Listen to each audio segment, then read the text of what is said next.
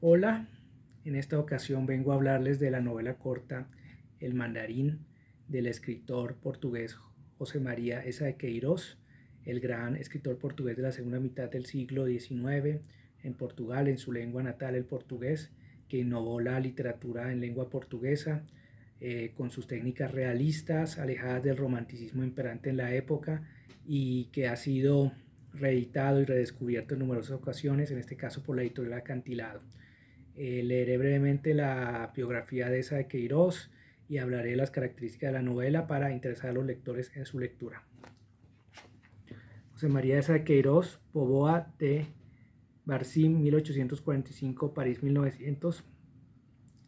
Licenciado por la Universidad de Coimbra, llegó a la literatura por la vía del periodismo.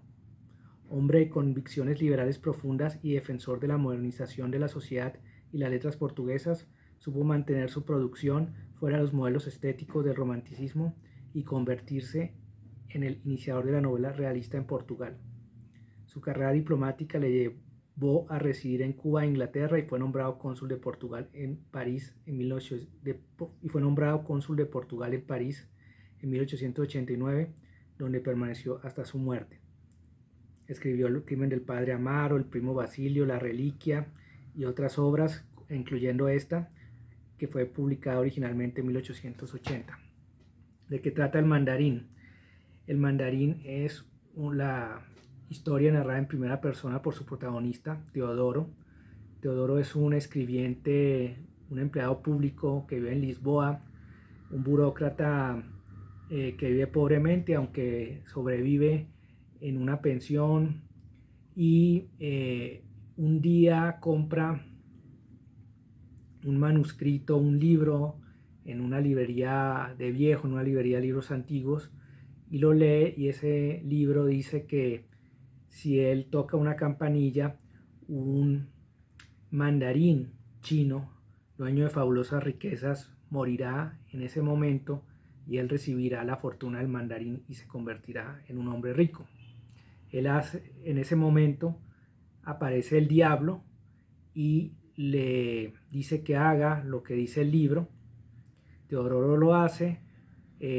agita una campanilla,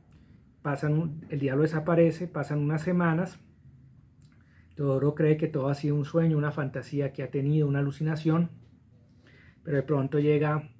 una persona y le dice que acaba de recibir una fabulosa fortuna. Entonces Teodoro empieza a tener una vida de rico, llena de lujos, llena de extravagancias, pero se le empieza a aparecer en visiones el fantasma del mandarín mirándolo, acechándolo, y eso lo llena de remordimiento. Y para enmendar haber matado al mandarín a través de ese acto, creyendo que la familia del mandarín ha quedado en la miseria por su culpa, Teodoro decide viajar a China a ver qué se puede hacer. Entonces, pues, esa es la trama de la novela corta. Es muy interesante ver aquí cómo Eza de Queiroz, que era un escritor realista, seguidor de Flaubert, que escribía sobre temas que ocurrían en la realidad, sociales, de la época, que escribía la sociedad de su tiempo, se mete con el género fantástico, también un género muy practicado en ese momento, totalmente distinto, en donde hay un fenómeno, un hecho sobrenatural que irrumpe y modifica el orden cotidiano de las cosas, en este caso el diablo, el manuscrito encantado, la fortuna que recibe del mandarín Teodoro, y es en esta combinación tan interesante entre un toque realista, lleno de descripciones suntuosas, exóticas, con lo fantástico, que lleno de humor por la manera como lo narra este personaje Teodoro, que a pesar de que recibe el dinero y se soluciona la vida, también termina, por todo lo que cuenta el libro, convirtiéndose en una tragedia y en un desastre su vida, con una serie de consecuencias nefastas para él. Es en donde reside la grandeza de la historia, la capacidad que tiene la historia para seguir seduciéndonos, en esas descripciones que hace de la riqueza, también en esa forma como habla primero del Portugal de su época, y luego ese viaje que realiza Teodoro a China, que es un país descrito como pobre, miserable, lleno de problemas, asolado por distintos problemas, por las guerras contra las potencias occidentales, ese toque exótico que también ha interesado mucho a los investigadores porque es la visión que tiene un occidental de finales del siglo XIX y comienzos del siglo XX de China, ese exotismo precisamente del mundo oriental que está teniendo tanto interés en ese momento en Europa y también en Portugal, por la influencia, por todo lo que traen los barcos mercantes, por el comercio, etcétera, y esa crítica a la banalidad, a la superficialidad,